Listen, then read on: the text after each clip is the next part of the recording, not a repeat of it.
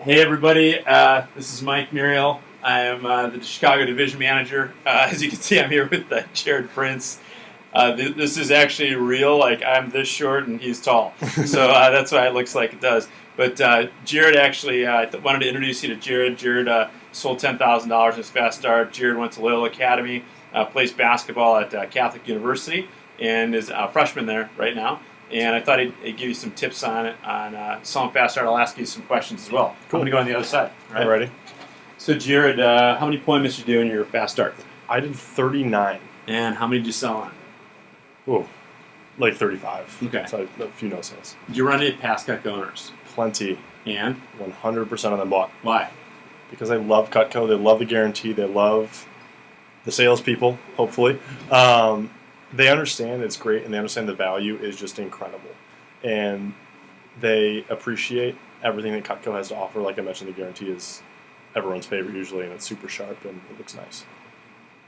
What, when you did your appointments, like, what were you thinking about the job? What were you thinking you're going to sell in your first 10 days when you're brand new? First 10 days, I saw like the goals and the all the different prizes and stuff like that. I was like, oh, 3,000 would be pretty cool. And I told my dad, I was like, Dad, I want to sell like 3, maybe 5,000 if I'm lucky. And my dad goes, Jared, you got to be realistic. Come on now. And I was like, well, I think I can do it. He goes, all right, well, people don't like salesmen, and it's not going to happen. So just be realistic with yourself. You're probably not going to sell a whole lot, but have fun. I was like, okay, but in my mind, I'm thinking some things I can't say in this video, obviously. But yeah, and so I went out, and I never told my dad how I was doing the first 10 days. I said, Dad, I will not see you at all because he's asleep by the time I got home. Came back after 10 days, slapped my paycheck on the table, and showed him what's up. What was your paycheck? Paycheck was $1,351.15. And that was for your second week of work, right? Or your Yeah, first my first full week. Yeah. I had one day, and then my first full week. Gotcha. Okay. And what did that feel like? Felt pretty awesome. Kind of like the feeling when you say, I told you so. Yeah. But it also felt great because I had never really had I was a camp counselor before. I never had like a real job where I made like $300 for the whole summer, the previous summer, as a camp counselor. And so it felt great earning money. The feeling when you've worked hard and you are rewarded for it. It was excellent. Cool. And what are some tips for you? I know you came into the office in the mornings. Is that right? Yeah, 100%. I was here. Sometimes I got here before managers, which was awkward. Right. I couldn't get in. But I was here at like 7 o'clock every morning, right when Will Jenkins got here. He was a manager last year. And he would help me out, be like, hey, Will, I ran into this problem yesterday with my recommendations. They said this. How can I deal with that objection? And he helped me out. That's just one example. Yeah. And he would help me out, and I'd start phoning about 7:30, 8 o'clock. And I'd start making phone calls like crazy, booking up appointments. And then if I usually had like a 9 or 9:30 demo, so I'd go to the demo. If I had time between, I'd come back to the office, make more phone calls, organize, get tips. I was either working at demos or in the office from 7 in the morning till anywhere up to 9, 10 at night. So it was obviously working hard, but it was very rewarding, obviously. So I was here in the morning making phone calls, during the day making phone calls the whole time. Did you feel like coming in the mornings? No. I hate waking up. It's brutal. I usually go to bed at I'm a college kid. I go to bed at like 2 in the morning normally. Right. Ty texted me like 11:30 last night. I was long asleep. So I'm asleep at like 10:30 now. Right. Waking up early. I'm a morning person now, but before, not even a chance. But I had to. So you kept on selling, and you sold $10,000 for SC2 Push also. Yep. And what are some tips and pointers for people for SC2 Push in terms of preparation? SC2 Push.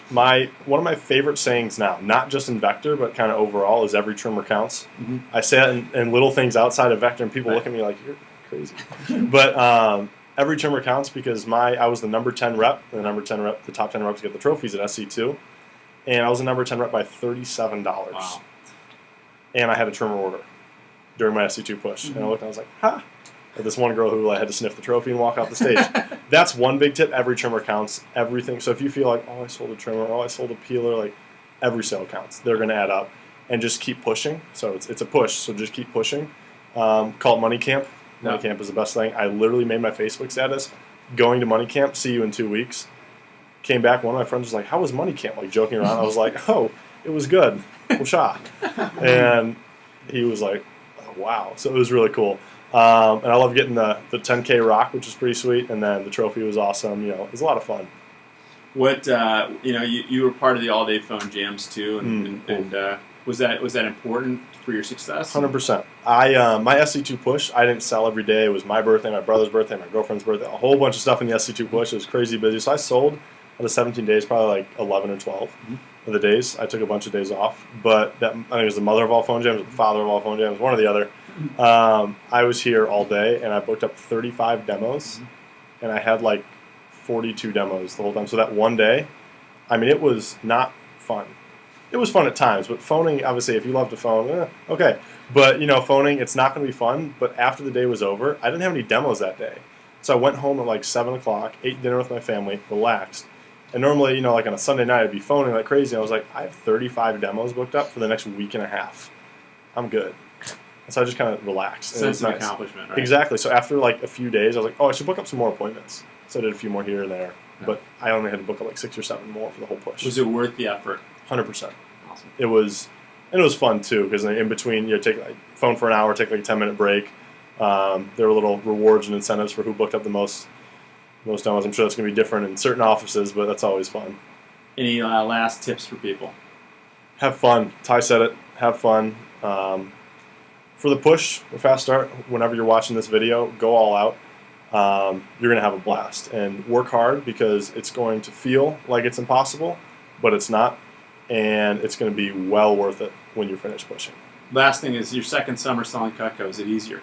Oh, my goodness, yes. It's I just made the newsletter an accident last week. Right.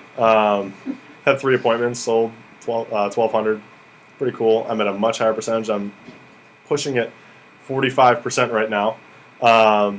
So almost there. Can't let some of the new guys beat you, right? No. You gotta show them who's boss, right? I do. So I'm kicking it in gear this week. Awesome. Look out. Awesome. Thanks. Jim. All right.